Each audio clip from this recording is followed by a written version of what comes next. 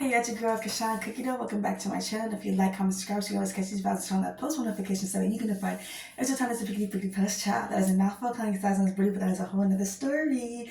Okay, so we're gonna get into how when everything happened back in 2021 in regards to her name, Google search Kashan Sims. um, there was a company. Actually, let's just go ahead and get into it. There's not even fun to beat around the bush. Oprah Winfrey's production company reached out to a family member at the time because no one knew where I was and actually wanted to proceed forward with making my life a movie. But because it would include what happened in Miami, and with being taken advantage of, getting pregnant by the person who helped birth me, um, and the abuse that I experienced from my family, my sister responded, pretty much no. And I'm like, that sucks because it's my story to be told. And no one reached out to me specifically. Granted, they didn't know where I was, and that was part of the things they were reaching out for an interview. Um, I am grateful that my story reached the masses enough to be able to get the attention of people like Oprah Winfrey, get the attention of people like Snoop Dogg, getting the attention, of Tina Knowles, getting the attention of all these magazines where it's just like, People, CBS, even Women's Health, and they did an article on me before, something completely fitness related,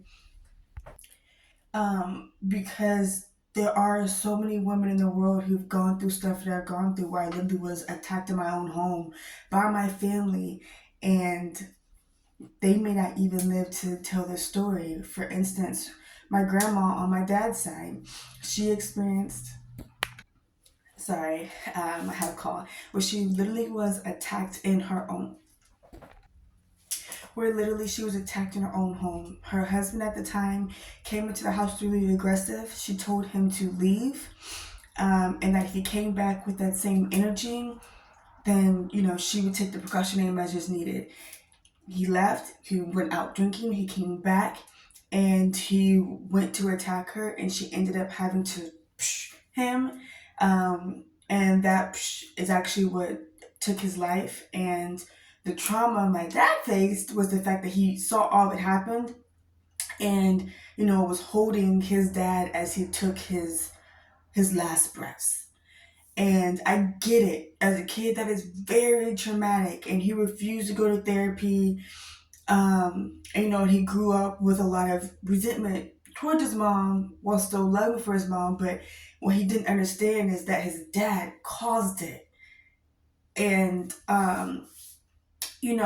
I know that there are a lot of women who out in the world experience situations like that, whether it's DV or SA or it's different situations like medical negligence or the situation at the hospital, like, with lying about their food, who don't have the courage, gumption, don't even know where to start to explain situations like this, or have experienced so much intimidation that they stop. And I am trying to be an advocate for people like you, because I've experienced all of those. I've experienced DV, I've experienced SA, I've experienced medical negligence, I've experienced, negligence with the restaurant, lying about their ingredients. So I know what it feels like to go through all of that. I know what it feels like not to have any support from your family. I know what it feels like not to have any support from your friends. And I know the stress that all that trauma can cause just on different situations and relationships in your life. I know what it feels like to hit rock bottom, have everything taken from you, and be stuck financially because you don't know what to do. And to top it all off, you may be like me and have a handicap or a disability. I'm literally in a wheelchair right now. Where it's hard to get a job, it's hard to focus, it's hard to proceed on with your life normally before any of those situations occurred. And, before my family stuff got as bad as it did, I did try to, I did empathize with them because I know that a lot of the trauma I've experienced, they've experienced too. The hard part is I was there for them, they weren't there for me, and some of the trauma that I'm experiencing they've caused. So I know the best thing for me to do is to not have any communication, but that doesn't make the journey of my trauma any easier. So and therapy is not easy to get, it's expensive, and there aren't really any support groups, excuse me, who go through this. And I don't necessarily know how to start a support group. I've been focused so much on trying to get justice for this. I don't even know how to put something out for women who may be going through exactly what I'm going through right now. I don't. But I do know that in the same way that I was able to help impact people's lives positively through fitness, I have to find a way to do that same thing through this part of my story and my journey. I don't have it figured out. I don't even know what it is that I'm doing, but I'm trying my hardest to push through for myself, get justice, and then find a way to help those who have gone through situations like this or who are going through it currently. Because one of the hardest things, especially for DV survivors, and I've done this in the class, is an escape plan, trying to figure out an escape plan. And that's so hard because the law doesn't actually really support or provide any type of laws truly against the attacker.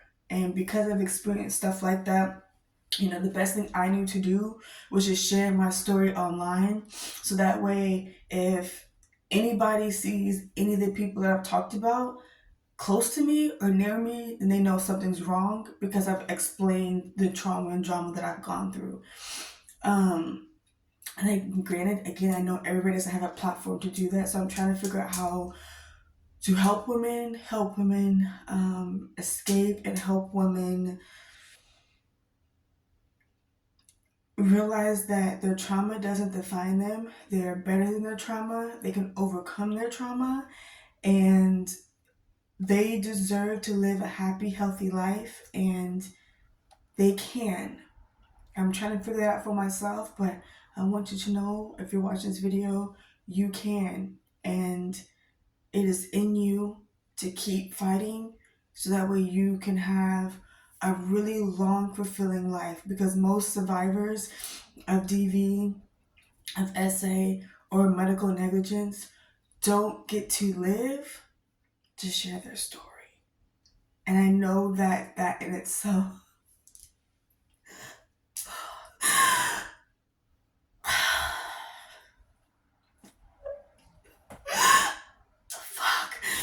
I know that in itself is a blessing. So first I'm saying it out loud, I know that in itself is a blessing. So